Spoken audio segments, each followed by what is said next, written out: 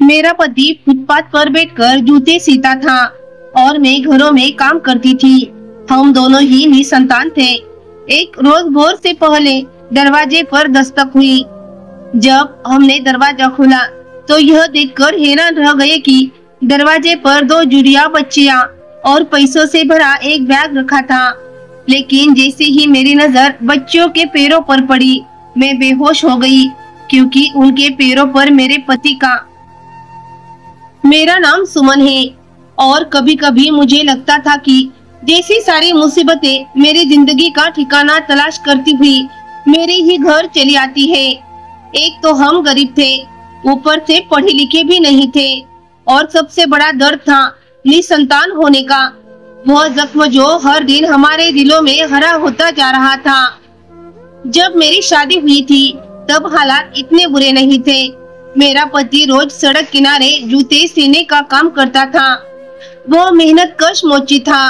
उनके हाथ सुखदरे थे, उंगलियों पर छाले थे, और अक्सर जब वह घर आता तो उसके नाखूनों के नीचे मिट्टी जमी होती थी। धूल मिट्टी उसके दिन भर की मेहनत की कहानी कह देती थी। हम गांव के एक कच्चे मकान में रहते थे। दीवारों का प्लास्टर उखड़ा हुआ था और बरसात के दिनों में छत से पानी टपकता था। लेकिन फिर भी हम हंसते थे, क्योंकि दिल में यह उम्मीद थी कि वक्त जरूर बदलेगा। शादी को 2-3 साल गुजर गए, लेकिन संतान न हुई। तभी से ससुराल वालों का रवैया बदलना शुरू हो गया। पहले तो बातों में ताने आते, फिर कड़वे जुल्मे और तिरछी निगाहें, और आखिरी एक दिन साफ कह दिया गया कि हम दोनों इस घर में नहीं रह सकते। वह दिन मेरी जिंदगी का सबसे कड़वा दिन था। मैंने अपनी पति की आंखों में वह हार देखी जो एक मर्द को भीतर से तोड़ देती है। हमने अपना सामान बांधा और उस घर से निकल आए। असली मुसीबत उसके बाद शुरू हुई, क्योंकि पहले खर्च सब मिलकर चलते थे। किराया, बिजली का बिल सब बांटकर भरते थे, लेकिन अब सारा बोझ हमारे ही कंधों पर आ गया। धीरे धीरे हम आपस में झगड़ने भी लगे। कभी मैं थक कर कह देती कि यह जिंदगी तो बस किसी तरह काटना है, और कभी वह चुप होकर बैठ जाता, जैसे शब्द भी उसका साथ छोड़ गए हो। हमारा गांव छोटा था, यहाँ रोजगार के ज्यादा मौके नहीं थे।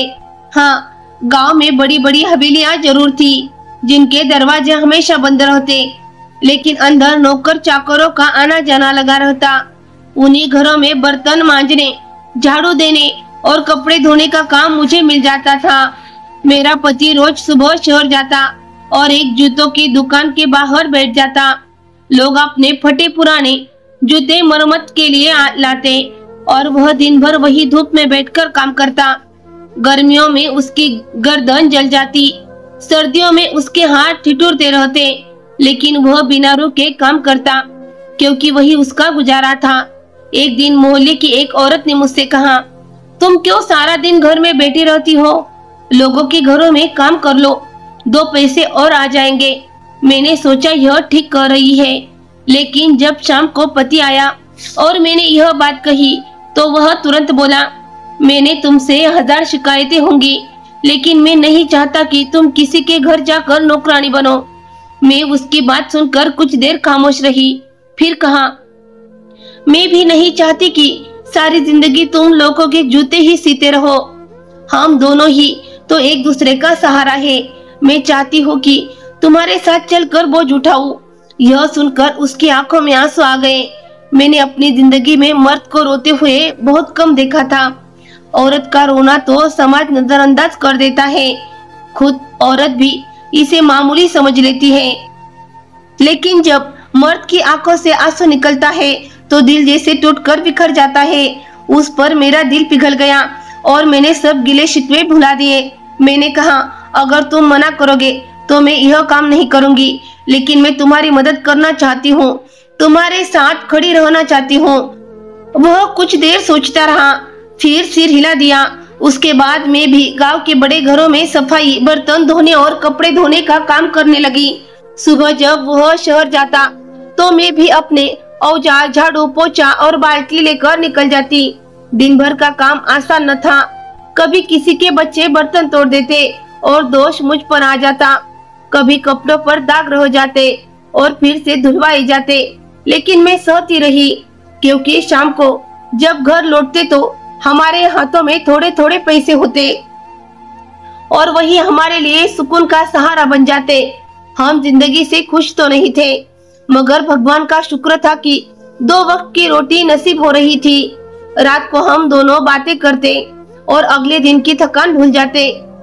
मेरा पति कभी कभी कहता, अगर भगवान ने हमें संतान नहीं दी तो क्या हुआ, हम एक दूसरे के साथ तो हैं। यह शब्द मेरे लिए सबसे बड़ी तसल्ली थे, लेकिन दिल के कोने में वह ख्वाहिश हमेशा बाकी रहती थी जो हर औरत के दिल में होती है कि वह एक दिन माँ बने और अपने बच्चों को गोद में उठाए। मैं रात को अक्सर प्रार्थना करती और उम्मीद करती कि शायद भगवान एक दिन मेरी प्रार्थना सुन ले। असल में समाज ऐसा है कि वह आदमी के दिल में शक का बीज बो देता है।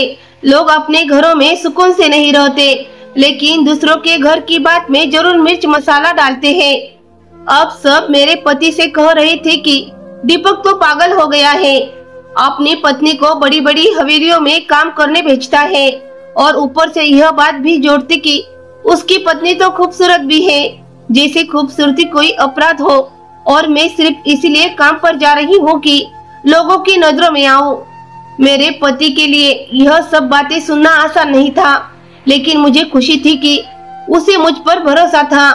वह इन सब बातों पर मुस्कुरा देता और कहता, ये लोग बस बातें करने के लिए पैदा हुए हैं। हवेली वाले भी वैसे नहीं थे जैसे गांव में लोग बयान करते थे। उनके अपने मसले थे, बल्कि हवेली की भी एक अजीब कहानी थी जिसे मैं अक्सर घर आकर अपने पति को सुनाती थी, क्योंकि हमारे घर में न टीवी था न मोबाइल। इसीलिए हवेली में जो कुछ देखती थी वही मेरा एक तरह से दुनिया से जुड़ने का जरिया बन जाता था। हवेली का जो मालिक था उसकी जिंदगी भी सामान्य नहीं थी। उसने 4 शादियां कर रखी थी और गांव में यह बात मशहूर थी कि उसने यह सब इसलिए किया क्योंकि उसे किसी भी पत्नी से बेटा नसीब नहीं हुआ था। उसकी पत्नियों और बेटियों की लंबी कतार थी, लेकिन बेटे का ख्वाब अब भी उसके दिल में था। लोग कहते थे कि वह इसी उम्मीद में शादियां करता जा रहा है कि शायद किसी दिन किस्मत उस पर मेहरबान हो जाए। मैं जब यह सब सुनती तो सोचती कि चलो कम से कम उसके घर में बेटियां तो हैं, हमारे यहाँ तो वह भी नहीं है। अगर बेटी भी होती तो हम इतने खुश होते, यह बयान नहीं कर सकती, क्योंकि मैं जानती थी कि माँ बनने का एहसास कैसा होता है और यह कि बेटी की हंसी और बातें घर को कितना रोशन कर देती है। एक दिन मैंने अपने पति से कहा, चलो बांझपन का इलाज करवा लेते हैं, शायद भगवान चाहे तो हमें भी खुशी नसीब हो। वह तुरंत मान गया और हम दोनों शहर के एक क्लिनिक गए, लेकिन जब इलाज की पूरी जानकारी सुनी तो हमारे दिल बैठ गए। इलाज इतना महंगा था कि हमारी पहुंच से बाहर था। डॉक्टर ने कहा, सबसे पहले कुछ जांचें होगी जिनकी फीस ही हजारों में है, फिर लंबे महीने का इलाज और महंगी दवाइयाँ। यह सुनकर मुझे लगा जैसे मेरी उम्मीदों का दीपक बुझ गया हो। हम दोनों चुपचाप लौट आए। रास्ते में वह बोला, जब भगवान चाहेगा तब संतान होगी। यह कोई खांसी जुकाम नहीं है कि दवा खाओ और ठीक हो जाओ, यह तो नसीब का मामला है। मैं भी जानती थी कि वह सच कह रहा है, लेकिन फिर भी दिल में एक चुभन रहती थी। एक दिन मैंने उससे पूछा, तुम्हें बेटे पसंद है या बेटियां? उसने हंसकर कहा, मुझे तो बेटियां ही पसंद है। मैंने यह बात पहले भी नोट की थी कि जब किसी मर्द से पूछा जाए कि बेटियां पसंद है या बेटे, तो अक्सर मर्द बेटियां ही कहते हैं। शायद इसीलिए कि बेटियां बाप के दिल के ज्यादा करीब होती हैं। मगर हकीकत यह है कि समाज की नजरों में माँ बाप की इज्जत अक्सर बेटे के पैदा होने पर ही बढ़ती है। बेटी की पैदाइश पर भी लोग खुशी मानते हैं, लेकिन उस खुशी में कहीं न कहीं थोड़ा सा दुख छुपा होता है। खैर, हमने अपने दिल को समझा लिया। जिंदगी अपनी रफ्तार से चलती रही और हमने सब्र का सहारा लिया। बच्चे की कमी बहुत महसूस होती थी, मगर हमने कभी उसे अपने ऊपर हावी नहीं होने दिया।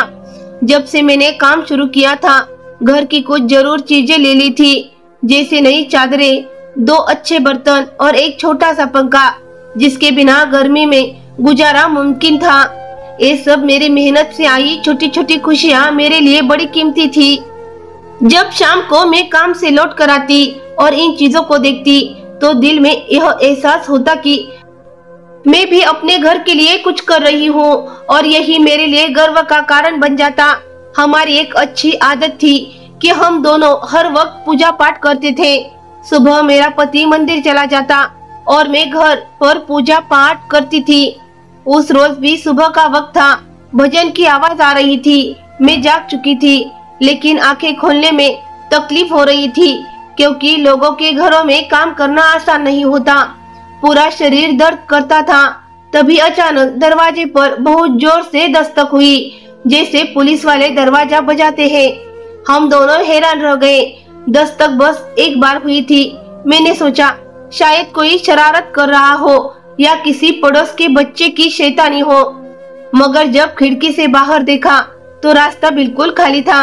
मैं धीरे धीरे कपड़े ओढ़कर दरवाजे की ओर बढ़ी। दिल बहुत तेज धड़क रहा था, जैसे कोई अनहोनी होने वाली हो। मेरा पति भी बाहर देखने लगा, मगर दूर दूर तक कोई नजर नहीं आया।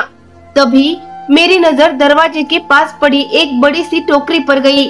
टोकरी बांस की बनी थी और उसमें से हल्की सी खुशबू आ रही थी। उसके अंदर जो छोटे छोटे कपड़ों में लिपटे हुए मासूम जिस्म लेटे थे। मैंने फौरन टोकरी उठाई। टोकरी अभी भी हल्की सी गर्म थी, जैसे किसी ने अभी अभी रखी हो। जब मैंने कपड़ा हटाया तो दिल दहल गया। सामने दो नन्हे नन्हे चेहरे थे जो अभी अभी इस दुनिया में आए थे। दोनों की आंखें बंद थी और वे खामोश से सांस ले रहे थे।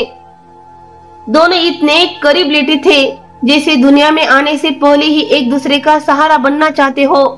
मैंने हाथ बढ़ाकर एक बच्चे को उठाया।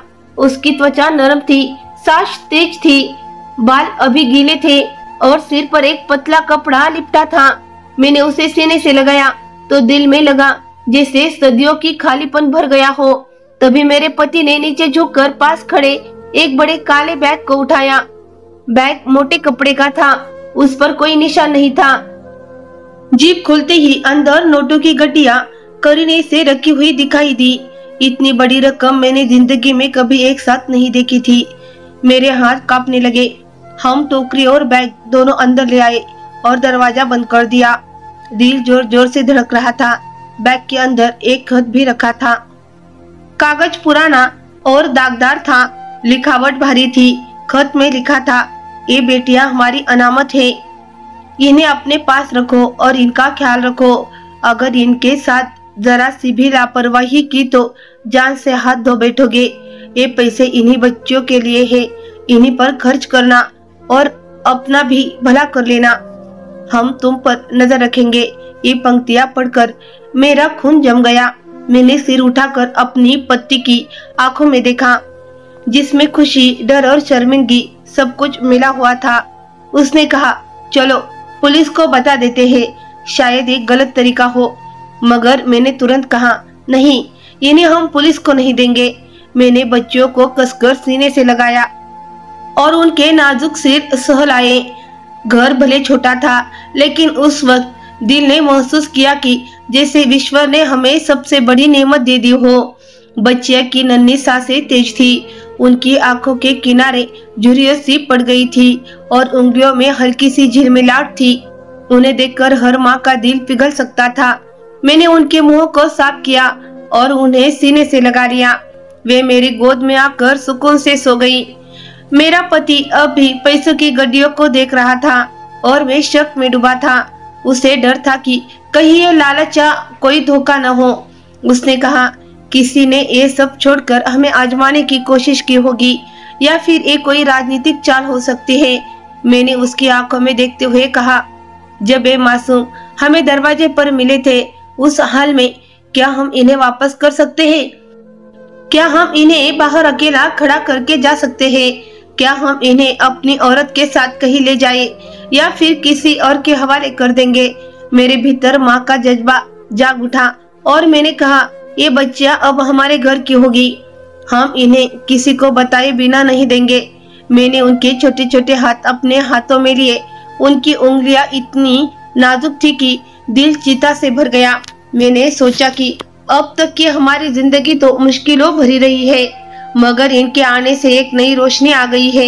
ये पैसे शायद हमारी किस्मत बदल दे, मगर इनके साथ खतरा भी है। उस खत के शब्दों में छुपी धमकी हमें बेचैन कर रही थी। मैंने अपनी पति की आंखों में देखा तो वो बोला, अगर ये लोग वापस मांगने आए या फिर ये बड़ा मामला निकला तो हमें खुद को बचाना होगा। उसने मेरे कंधे पर हाथ रखा और बच्चे के सिर पर हल्के हल्के हाथ फेरा। मैंने बच्चों के कपड़े गौर से देखे, वो साफ सुथरे थे, कहीं कोई खून का दाग नहीं था। लगता था इन्हें किसी ने सोच समझ कर यहाँ छोड़ा है, न कि लाश की तरह फेंका है। मेरे पेट के भीतर कसक सी उठी। अगर मैं उनकी असली माँ होती तो कैसी हालत में होती। मैंने सोचा जिन लोगों ने ये बेटियां छोड़ी होगी उनके दिल पर गम का कितना बड़ा तूफान टूटा होगा। कौन है वो लोग जो बिना डर के ऐसी बातें करते हैं और दूसरों को धमकाते हैं। मैंने मन ही मन सोचा कि हमने नेक काम किया है या अपने आप को खतरे में डाल दिया है। और रात हमने बच्चों के लिए गुजारी। नरम कपड़े निकाले, साफ किए और उनके लिए गर्म दूध का इंतजाम किया। उनकी हल्की रोने की आवाज सुनकर मैं उन्हें सीने से लगा लेती और अपनी थकी रूह को संभाल लेती। मुझे महसूस हुआ कि अब मेरी जिंदगी का रंग बदल गया है। अब मेरी हर सुबह और हर रात इन बच्चों के लिए होगी। हमने दरवाजे के ताले मजबूत कर दिए और घर में उनके लिए छोटी सी जगह बना दी। मैंने अपने पति से कहा, हम इनके लिए सबसे अच्छा करेंगे, चाहे दुनिया कुछ भी कहे। हम इनके माँ बाप तो नहीं है, मगर रखवाले जरूर बनेंगे। मैंने अपने दिल में कसम खाई कि इनके आंसू मेरे हाथों पर नहीं गिरेंगे और मैं इन्हें कभी अकेला नहीं छोड़ूंगी। मैंने उनके गालों को चूमकर उनके मासूम फुसफुसाहटों में अपनी प्रार्थना मिलाई। उसी सुबह मैंने तय कर लिया कि अब मैं हवेली नहीं जाऊंगी और बच्चों को ही संभालूंगी। ये सुनकर मेरा पति हैरान हुआ, मगर जल्द ही मान गया। वो सोफे पर बैठा, हाथ में चाय का प्याला लिए सोच में डूबा, बोला, तुम औरतें बहुत भावुक होती हो, जरा जरा सी बात पर जज्बात में आ जाती हो। तुमने एक काम अचानक क्यों छोड़ने का सोचा? मैंने कहा, जब पैसे हमारे पास आ गए हैं तो अब इतनी मेहनत करने की जरूरत नहीं है। और फिर यह शहर हमारे लिए नया है, यहाँ हमें कौन जानता है, न हमें किसी को जवाब देना है, न कोई पूछने वाला है। इसलिए बेहतर है कि मैं बच्चों को समय दूं। उसने चाय का घूंट लिया और मेरी तरफ देखकर बोला, लेकिन हवेली वाले तो है ना, वो तुम्हें बुलवाने आ जाएंगे, फिर कहेंगे काम पर क्यों नहीं आ रही हो। तुम खुद ही कहती थी कि वो लोग तुम्हारा काम पसंद करते हैं, तुम्हारी तारीफ करते हैं। मैंने मुस्कुरा कर कहा, इसीलिए तो मैंने बहाना सोचा है।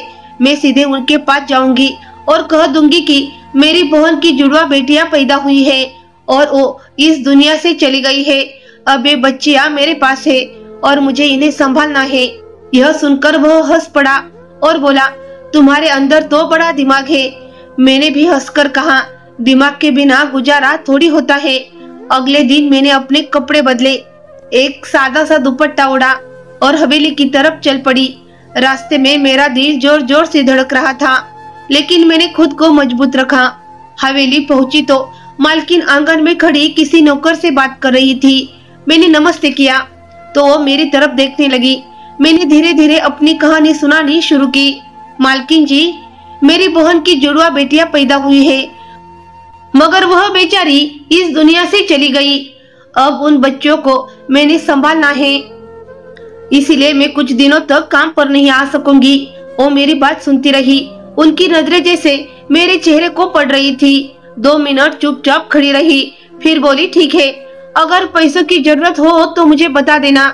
मैंने कहा, नहीं मालकिन जी, आपका बहुत शुक्रिया, बस एक कुछ दिन मुझे घर रहना होगा।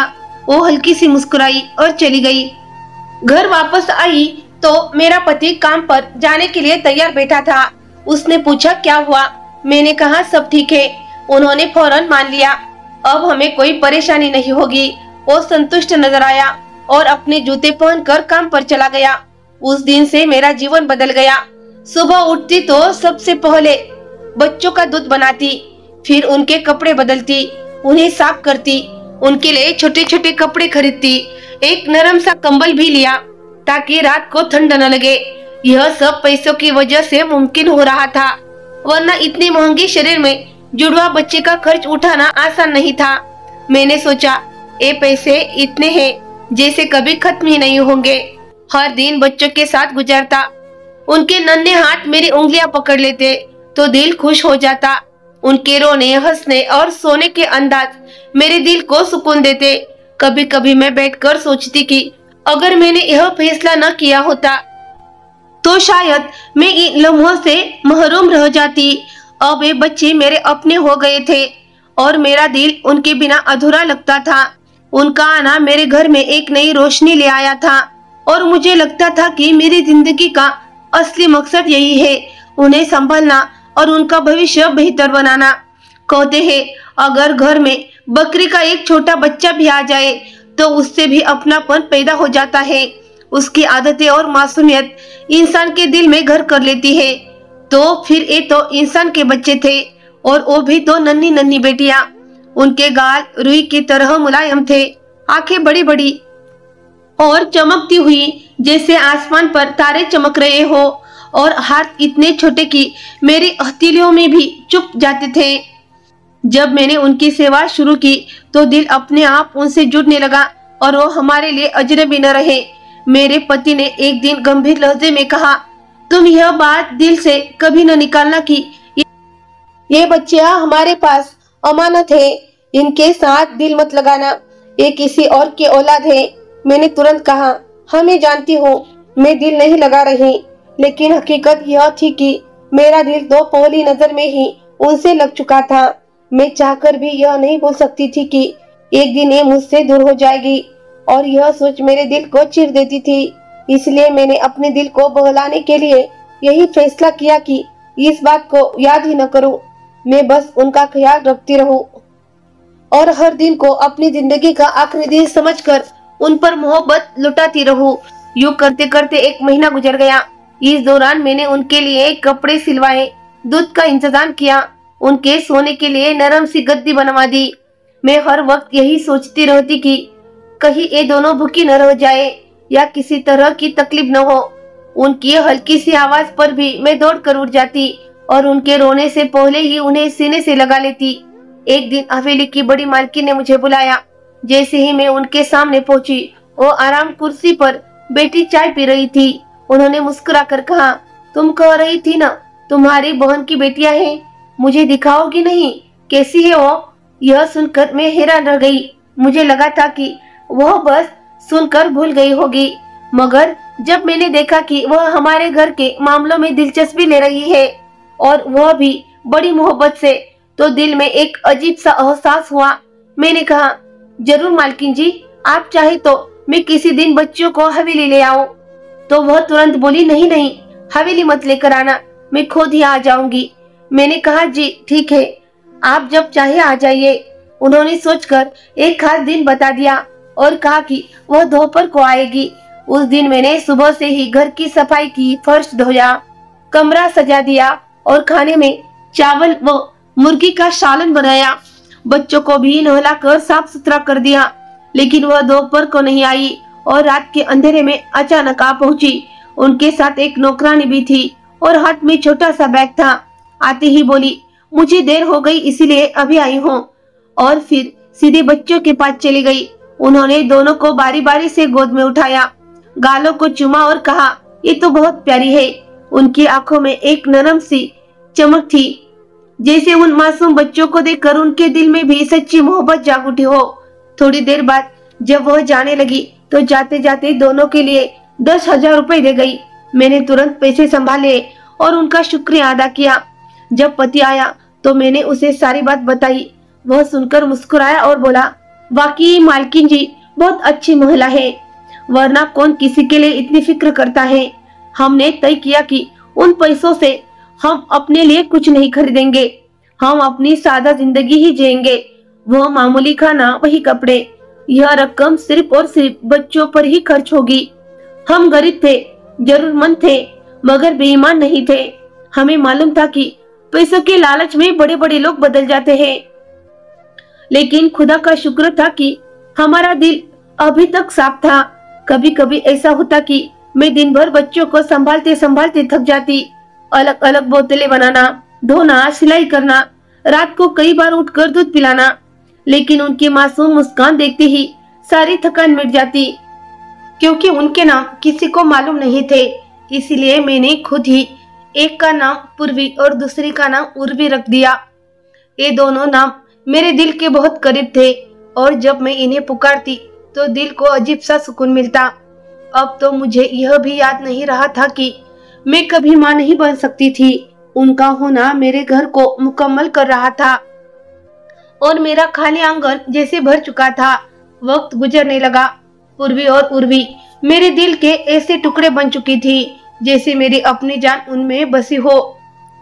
सुबह आँख खुलते ही सबसे पहले मैं उनके मासूम चेहरे देखती और उनकी मुस्कुराहट मेरे दिल को खुशी से भर देती। मेरा दिल उनके साथ खेलते, हंसते और खिलाते पिलाते ही गुजरता। अब वे इतनी समझदार हो चुकी थी कि अपने इशारों से मुझे सब कुछ समझा देती थी। उनके नन्हे हाथ जब मेरे हाथों को पकड़ते तो मुझे लगता जैसे मेरी पूरी जिंदगी थाम ली हो। जब उन्होंने डगमगाते कदमों से चलना शुरू किया तो मैं हैरान रह गई, जैसे कल ही मैंने उन्हें पहली बार गोद में लिया था। और अब वही छोटे छोटे पाँव कमरे के एक कोने से दूसरे कोने तक भागने लगे थे। उनका एक दूसरे के पीछे हंसते हुए दौड़ना मेरी आंखों को सुकून देता और उनकी किलकारियां पूरे घर को जन्नत बना देती। पूर्वी और उर्वी दोनों अब 16 महीने की हो चुकी थी। इन्हीं खुशियों और सुकून भरे दिनों में अचानक हवेली से एक ऐसी खबर आई जिसने सबके दिलों को बोझिल कर दिया। खबर बड़ी मालकिन के परिवार की थी। उनकी देवरानी, जो दरअसल उनकी सगी बहन भी थी, इस दुनिया से चल बसी थी। यह सुनकर मेरा दिल कांप उठा, क्योंकि मैं जानती थी कि बड़ी मालकिन अपनी बहन से कितनी मोहब्बत करती थी। उनकी बहन ने अब तक केवल 2 बेटियां ही जन्मी थी और वह फिर से मां बनने वाली थी, मगर किस्मत को कुछ और मंजूर था। बच्चा जन्म देते वक्त उन्होंने अपनी जान गंवा दी और नवजात भी जिंदा न रह सका। यह खबर हवेली पर बिजली की तरह गिरी। पूरा घर गम में डूब गया। किसी का मन खाने पीने तक में नहीं लगता था। हर कोई अपने कमरे में चुपचाप बैठा रहता और बड़ी मालकिन तो हर वक्त आंखों में आंसू लिए अपनी बहन की तस्वीर के सामने बैठी रहती। कभी कभी वह इतना रोती कि उनकी आवाज मुझे बाहर खड़ी होने पर भी सुनाई देती थी। ऐसे ही 4 महीने गुजर गए। वक्त ने घाव को थोड़ा हल्का तो कर दिया, मगर बहन को खोने का दर्द कहाँ खत्म होता है। मैंने कई बार बड़ी मालकिन को सोच में गुम देखा, लेकिन वो मेरे सामने इस विषय पर कभी बात नहीं करती थी। फिर एक दिन अचानक कुछ ऐसा हुआ जिसने मुझे हैरान कर दिया। बड़ी मालकिन हमारे घर आ गई। वो कभी यूं ही हमारे घर नहीं आती थी। ज्यादा से ज्यादा किसी काम से नौकर को भेज देती थी। इसीलिए जब मैंने उन्हें आंगन में दाखिल होते देखा तो मेरा दिल जोर से धड़कने लगा। मैं हैरान थी कि वो इस समय यहाँ क्यों आई है। वो धीरे धीरे चलती हुई मेरे पास आई और चुपचाप कुर्सी पर बैठ गई। उनके चेहरे पर वही गंभीरता थी जो मैं कुछ महीनों से देख रही थी, मगर आज उसमें कुछ और भी था, जैसे वो कोई अहम फैसला करके आई हो। मैंने चुपचाप उनके लिए पानी का गिलास रखा और उनके सामने बैठ गई। मेरा दिल बार बार यही सोच रहा था कि आखिर क्या बात है जो खुद चलकर मेरे घर कहने आई है। मैं उनकी ही मुख्य नौकरानी थी और हवेली में उनके कमरे की सफाई वो उनके निजी काम मेरी जिम्मेदारी थी। इसलिए हमारे बीच कभी कभी ऐसी बातें हो जाती थी जो आम नौकरानी और मालकिन के बीच नहीं होती। मैं कभी कभार अपने दिल का बोझ उनसे हल्का कर लेती और वो भी कभी मुझसे कोई छोटी मोटी बात कह देती, लेकिन ये रिश्ता दोस्ती नहीं था। ये बस एक ऐसा रिश्ता था जिसमें वो मेरे साथ इज्जत और नरमी से पेश आती थी और मैं उनकी सेवा दिल से करती थी। आज मगर उनकी आंखों में कुछ और ही था, जैसे कोई राज हो जो वो सिर्फ मुझसे कहना चाहती हो। मुझे ऐसा महसूस हो रहा था कि मेरी जिंदगी में कोई नया मोड़ आने वाला है और उनके चेहरे की गंभीरता मेरे दिल में अजीब सी बेचैनी पैदा कर रही थी। मैं खामोशी से उनके बोलने का इंतजार कर रही थी। उन्होंने धीरे से पानी का गिलास होठों से लगाया और एक ही सांस में पी लिया। फिर गिलास को मेज पर रखते हुए मेरी तरफ गहरी नजर से देखा, जैसे अपने दिल का कोई भारी बोझ खोलने वाली हो। उनकी आंखों में नमी थी और एक अजीब सा बोझ भी जो बरसों से दबा हुआ था। उन्होंने नरमी से कहा, दोनों बेटियों को लेकर आओ। पहले तो मैं उनके लहजे को समझ न पाई, मगर जैसे ये अल्फाज मेरे कानों में पड़े, मेरा दिल जोर से धड़क उठा। मैं तुरंत अंदर गई और पूर्वी और उर्वी को अपनी बाहों में उठा लाई। उनके नन्हे हाथ मेरे दुपट्टे से लिपटे हुए थे और वो मासूम आंखों से मुझे देख रही थी। मैं उन्हें लेकर बाहर आई और बड़ी मालकिन के सामने खड़ी हो गई। बड़ी मालकिन ने मुस्कुराकर दोनों को अपनी गोद में ले लिया। उनके हाथों की नरमी और गोद की गर्माहट ने बच्चों को तुरंत सुकून दिया और वो दोनों हंसने लगी। बड़ी मालकिन के दुपट्टे से खेलने लगी। उस पल मैंने पहली बार उनके चेहरे पर वो ममता देखी जो सिर्फ माँ के दिल में होती है। उन्होंने बच्चियों के बालों को सहलाया और फिर धीरे धीरे बोलना शुरू किया। उनकी आवाज में दर्द भी था और एक अजीब सा सुकून भी, जैसे बरसों का बोझ उतर रहा हो। उन्होंने कहा, ये बच्चियां दरअसल मेरी बहन की बेटियां हैं। जब सालों पहले उसने जुड़िया बेटियों पैदा की तो घर के लोग बातें करने लगे और उसके जालिम पति ने उस पर जुल्म ढाना शुरू कर दिया। अगले ही साल किस्मत ने उसे फिर जुड़ा बेटियां दी और ये दोनों वही है जिन्हें तुमने अपनी संतान की तरह पाला है। लेकिन उसका पति इतना निर्दयी था कि उसने हुक्म दिया कि इन दोनों को कहीं फेंक दो। उसका कहना था कि ये औरत तो बस बेटियां ही पैदा करेगी और ये बेटियां बड़ी होकर हवेली का खजाना अपने साथ ले जाएगी। उनका कोई फायदा नहीं होगा। ये सुनकर मेरे रोटेंगे खड़े हो गए। बड़ी मालकिन ने गहरी सांस लेकर आगे कहा, तब मैंने एक फैसला किया जो शायद कोई भी माँ जैसी बहन करती। मैंने अपने भरोसेमंद नौकर से कहा कि इन दोनों को तुम्हारे दरवाजे के बाहर छोड़ाए और साथ ही बहुत सारे पैसे भी रख दे ताकि तुम्हें कभी बोझ महसूस न हो, क्योंकि मुझे पता था कि तुम गरीब हो, निसंतान हो और बच्चों से बेहद मोहब्बत करती हो। मैंने कई बार तुम्हारे मुंह से सुना था कि तुम्हें बच्चे बहुत प्यारे लगते हैं, इसीलिए मुझे लगा कि अगर ये कहीं रह सकती है तो वो तुम्हारे पास। मैंने जो खत लिखा उसमें बातें सिर्फ इसीलिए थी कि तुम इन्हें अपना समझकर पाल सको, वरना हम कभी किसी ऐसे शख्स के साथ बुरा नहीं करते जो हमारी मदद करता है। उनकी आंखें भर आई और वो धीरे से बोली, तीसरी बार जब मेरी बहन माँ बनी तो बेटी पैदा करने के गुनाह में उसकी जान ले ली गई। उसका पति तो पहले ही दरिंदा था, वो तो पहली ही बार उन्हें कूड़े में फेंक देना चाहता था। तब मुझे लगा कि अब ये दोनों बच्चियां अगर कहीं रह सकती है तो वो तुम्हारे पास ही है, क्योंकि तुमने इन्हें खून का नहीं दिल का रिश्ता दिया है। मेरी अपनी भी 4 बेटियां हैं और मेरा पति अब दूसरी शादी की सोच रहा है। इस हवेली में बेटी की इज्जत नहीं है। यह बेटी पैदा करना किसी गुनाह से कम नहीं समझा जाता। इसीलिए मैं चाहती हूँ कि ये दोनों हमेशा तुम्हारे पास रहे। क्या तुम्हें इसमें कोई आपत्ति होगी? मैं उनकी बात सुनकर कुछ लम्हों तक तो खामोश रही। मेरे दिल में जैसे खुशी का दरिया उमड़ पड़ा और मेरी आंखों में आंसू अपने आप बह निकले। मैंने कहा, मसला कैसा? मैं तो इनके बिना एक पल भी नहीं रह सकती।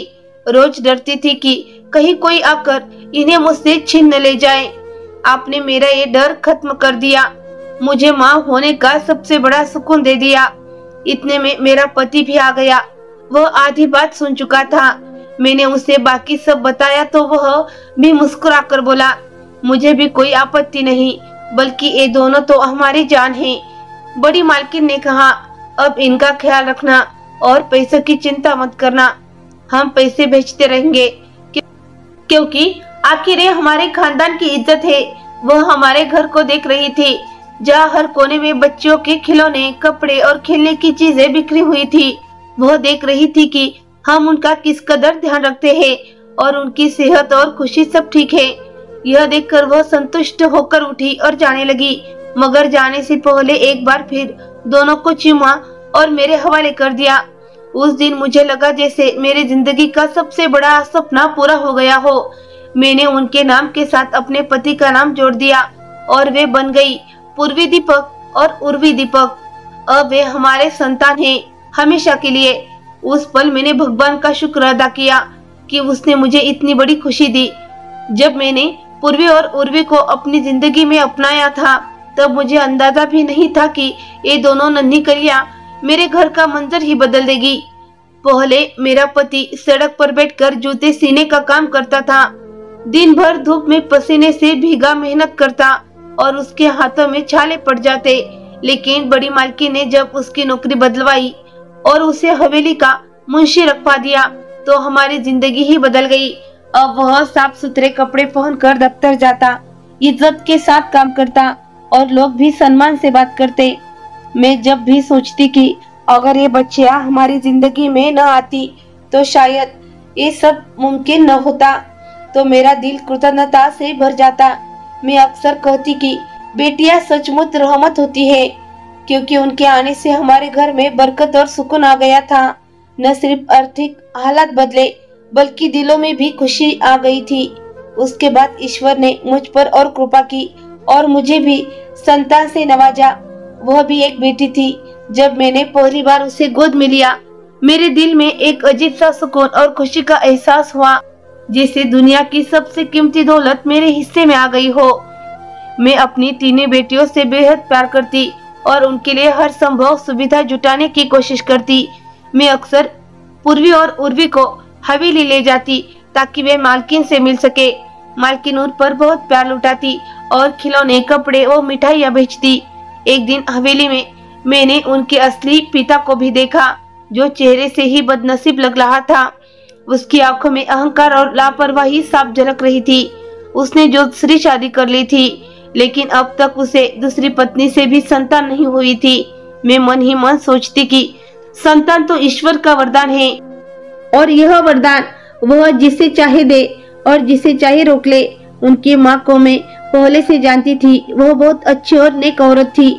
बेचारी हर वक्त परेशान रहती, उनकी जिंदगी में सुकून कम और मुश्किलें ज्यादा थी। लेकिन अब वो इस दुनिया में नहीं रही। जब यह खबर मिली तो मेरा दिल कई दिन तक भारी रहा। मैंने खुद से वादा किया कि पूर्वी और उर्वी को कभी माँ की कमी महसूस नहीं होने दूंगी। मैं उन्हें अपनी बच्ची की तरह पालूंगी, चाहे कुछ भी हो। धीरे धीरे उनकी मासूम हंसी और शरारतें ने हमारे घर को जन्नत बना दिया। जब हमने उन्हें अच्छे स्कूल में दाखिला करा दिया, दोनों पढ़ती है और बहुत होशियार है। सुबह स्कूल जाती है, शाम को पढ़ाई करती और फिर खेलती। मैं अक्सर उनके काम में मदद करती और हर उपलब्धि और शाबाशी देती। उनके ख्वाब भी बड़े हैं, एक डॉक्टर बनना चाहती है और दूसरी अध्यापिका। उनकी आंखों में चमकते सपनों को देखकर मेरा दिल प्रार्थनाओं से भर जाता है कि ईश्वर उन्हें कामयाबी दे और जिंदगी में हमेशा खुश रखे। सबसे बढ़कर यह कि उन्होंने मुझे सिखाया कि रिश्ते खून से नहीं दिल से बनते हैं। मैंने उन दोनों में अपनी बेटी जैसी मासूमियत और मोहब्बत देखी है और वे भी मुझे माँ कहकर पुकारती है। शायद यही रिश्ते की असली ताकत है। इंसान को हमेशा दूसरों की मदद करनी चाहिए और खासकर अनाथ या बेसहारा बच्चों का सहारा बनना चाहिए, क्योंकि ईश्वर ऐसे कामों में बरकत डाल देता है। बेटियां भगवान की नेमत होती है और उनकी परवरिश प्यार और सम्मान से करनी चाहिए, क्योंकि यही प्यार जीवन को खुशियों से भर देता है। मेरी तीसरी बेटी का नाम विवाह है। पूर्वी और उर्वी उसका बहुत ध्यान रखती है। अगर आपको आखिर में यह लग रहा हो कि मैं एक अच्छी इंसान हूँ जिसने किसी और के बच्चे को दिल से अपनाया, तो यह आपकी भूल है, क्योंकि अच्छी इंसान मैं नहीं, मेरा पति है। उसने ही मुझे ये सब करने की अनुमति दी और इन बच्चों को अपनी संतान माना। अगर मेरा पति मेरे खिलाफ होता और कहता कि किसी और के बच्चे को नहीं पालना, तो मैं कुछ नहीं कर पाती। समाज को आगे बढ़ाने के लिए केवल अच्छी औरत की नहीं बल्कि अच्छे मर्दों की जरूरत होती है। तो दोस्तों, यह थी आज की कहानी। इस कहानी के बारे में आपकी क्या राय थी, यह कमेंट बॉक्स में जरूर बताइए। अगर आपको कहानी पसंद आई हो तो वीडियो को लाइक करें और स्टोरी बुक चैनल को सब्सक्राइब करें। बेल आइकन पर क्लिक करके इसे ऑल पर सेट करें ताकि आपको नई वीडियो की सूचना तुरंत मिल जाएगी। धन्यवाद।